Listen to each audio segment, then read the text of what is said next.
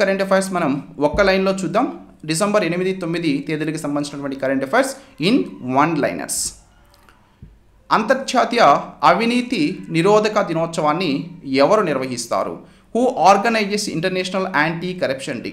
ఐక్యరాజ్య సమితి drugs and crime. ఐక్యరాజ్య సమితి డ్రగ్స్ అండ్ క్రైమ్ కార్యాలయం అంతర్జాతీయ అవినీతి నిరోధక దినోత్సవాన్ని నిర్వహిస్తుంది. అవినీతి నిరోధక దినోత్సవం 2024 యొక్క థీమ్ ఏమిటి?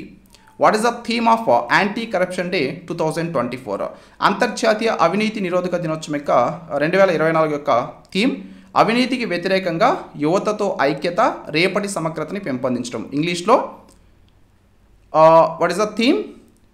Youth against corruption, uniting the youth against corruption, shaping tomorrow's integrity. That is the theme. తర్వాత అవినీతికి వ్యతిరేకంగా ఐక్యరాజ్య సమితి సదస్సులో భారతదేశం సభ్యదేశమా అంటున్నారు.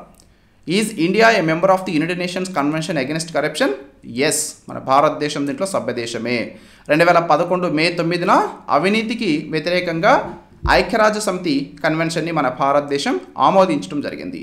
తర్వాత ప్రతి సంవత్సరం అంతర్జాతీయ అవినీతి నిరోధక దినోత్సవాన్ని ఎప్పుడు జరుపుకుంటారు?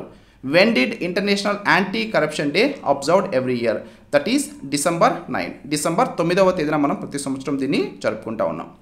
రిజర్వ్ బ్యాంక్ ఆఫ్ ఇండియా యొక్క ఇన్నోవేషన్ యూనిట్ RBIH డాష్ని ప్రవేశపెట్టింది.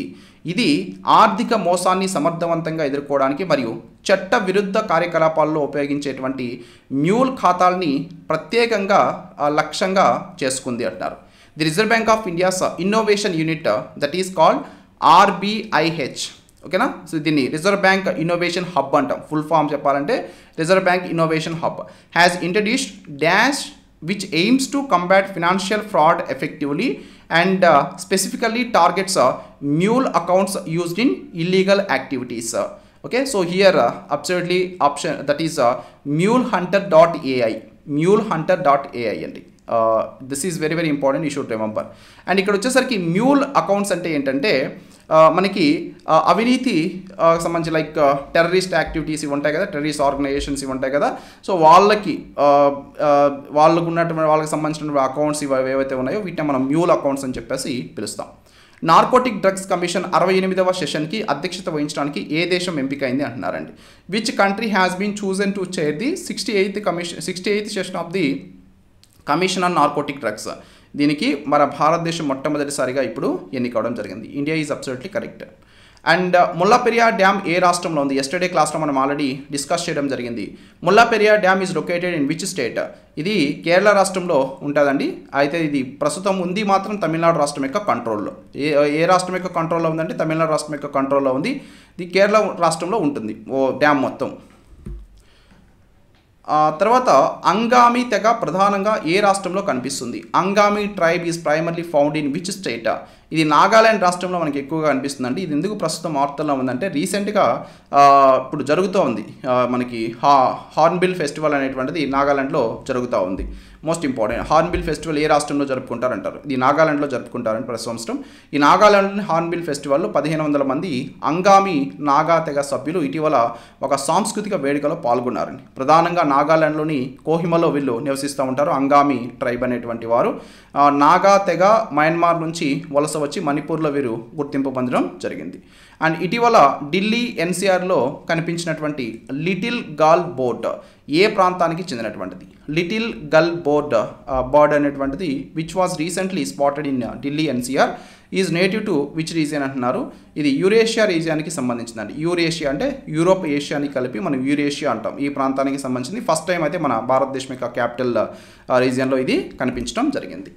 అంతర్జాతీయ పౌర విమానయాన దినోత్సవాన్ని ఏ రోజున నిర్వహిస్తారు? అంతర్జాతీయ పౌర విమానయాన దినోత్సవాన్ని ప్రతి సంవత్సరం December 7వ తేదీన మనం నిర్వహిస్తున్నాం.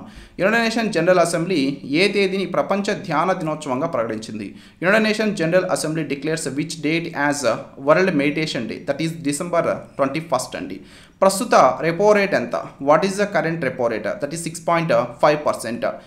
గూగుల్ సేఫ్టీ ఇంజనీరింగ్ సెంటర్ని ఏ నగరంలో ప్రారంభించబోతున్నారు?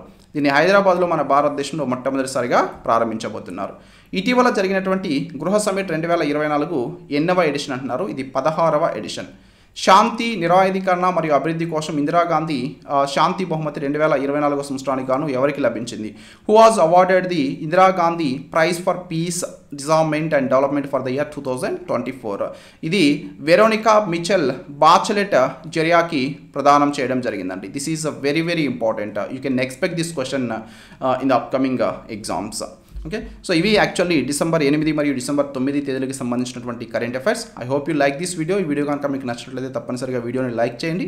And most importantly please try to comment something like me feedback ఒకసారి కామెంట్ సెక్షన్లో తెలియచేయండి. అలాగే ఈ వీడియో కనుక మీకు నచ్చినట్లయితే ఫర్దర్ వీడియోస్ కోసం బ్రెయిన్ బజ్ అకాడమీ యూట్యూబ్ ఛానల్ని సబ్స్క్రైబ్ చేసుకొని బెల్ ఐకాన్ మీద క్లిక్ చేయండి. అలాగే ఈ వీడియోని మీ ఫ్రెండ్స్ కూడా షేర్ చేయండి. Thank you very much.